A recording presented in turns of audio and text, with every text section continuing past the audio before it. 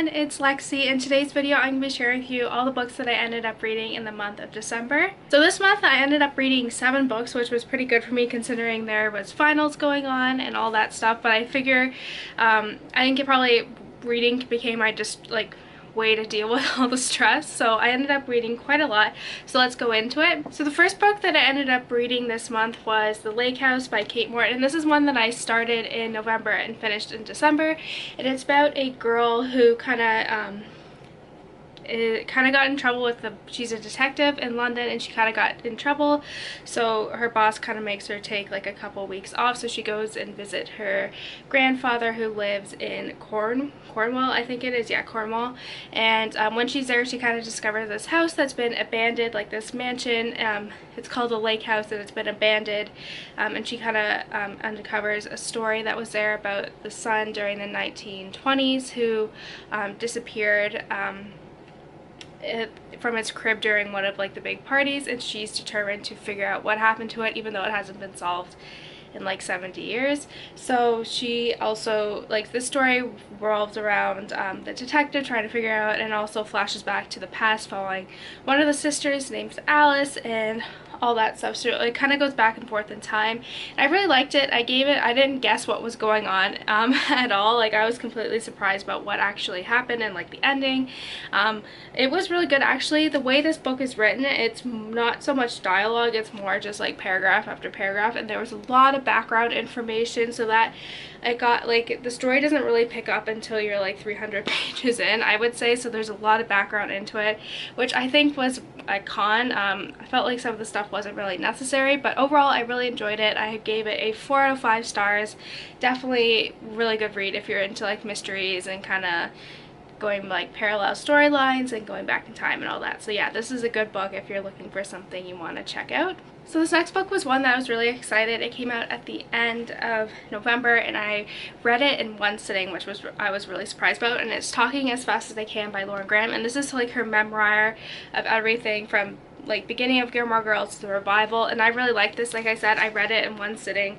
It is just over 200 pages, so it's not that long, but I really liked it. She's really witty when she talks and all that, and it's really neat because it does give you behind the scenes things as well. She talks about each season of Gilmore Girls, and then she kind of kept a diary of the revival, which was neat, so of each day and when they were shooting and all that. But if you are a Gilmore Girls fan, you will love this book. I really enjoyed it.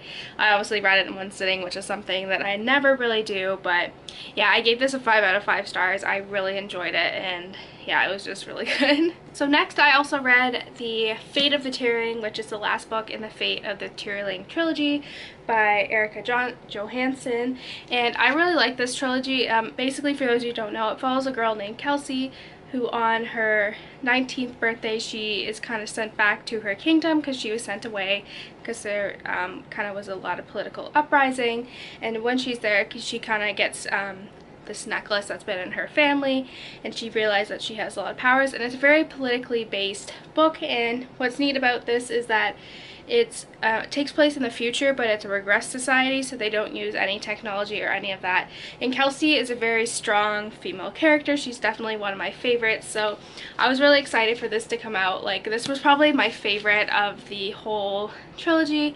The second one, this has a dual storyline where we go back in time to meet another character, and I had mixed feelings about that in the second one, but this one was she weaved in the storylines very seamlessly, and I was on the edge of my seat for a lot of it. I know there's a lot of mixed feelings about the ending of this, but I feel the ending was appropriate in that sense. But if you read this, you'll know what I'm talking about, the mixed ending and how it kind of ends, and it's just I felt it was a bit rushed, but other than that, I really enjoyed it. I gave it a 5 out of 5 stars. I was very happy with this conclusion, and it's definitely become one of my favorite trilogies. So next, this was also a reread for me, but I don't know, I haven't reread Harry Potter. I read it when I was going into grade 9, so that was a long time ago.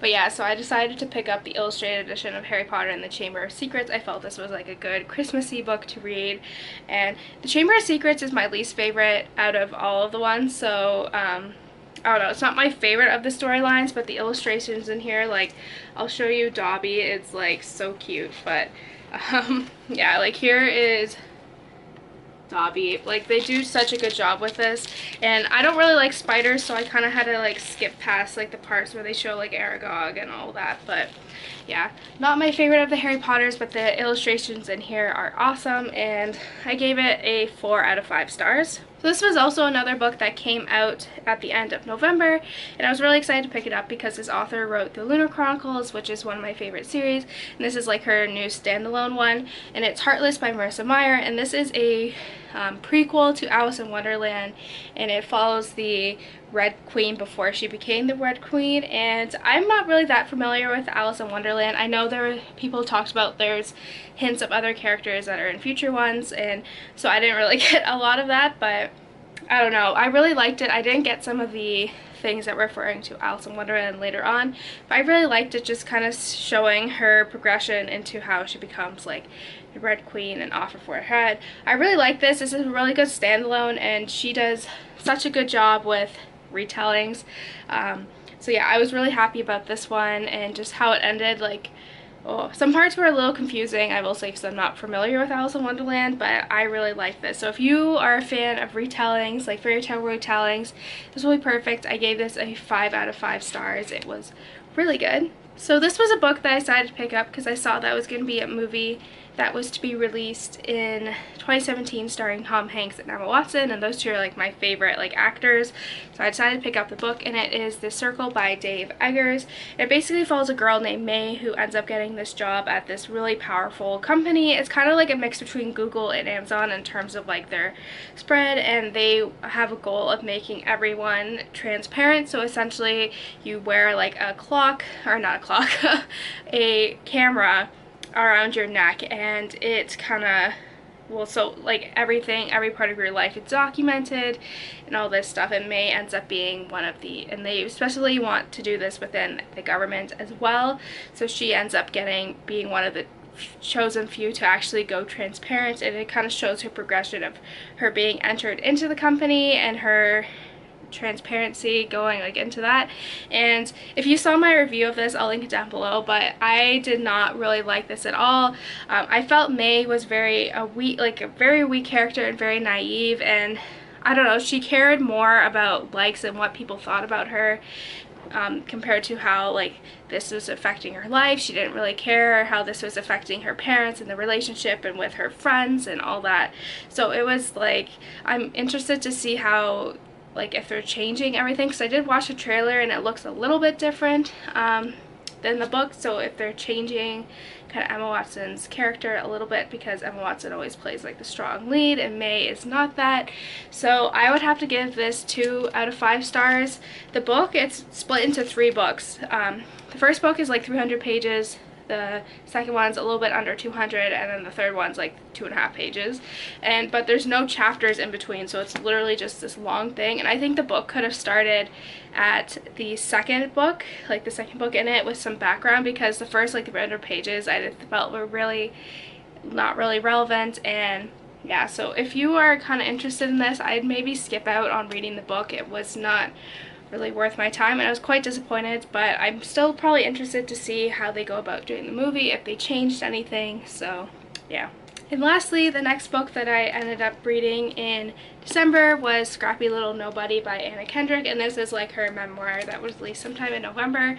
I decided to pick it up from the library, as I did with The Circle as well, and I really liked it actually. I was surprised she talked more about like her plays and Twilight and Up in the Air, and she didn't really talk about Pitch Perfect that much, which is what I know her from. I'm not a big fan of Twilight, so I've never seen the movies.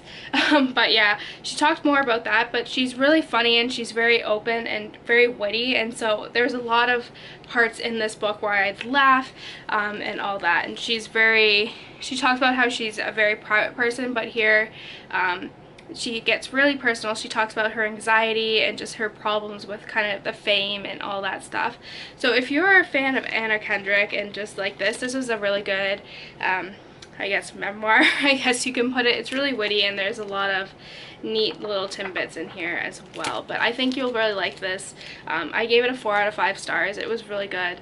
So yeah, that's it, guys. I hope you enjoyed this video. As you can see, I had a lot of good reads this month, so that's really exciting. A good way to end 2016, which was kind of a up and down kind of year.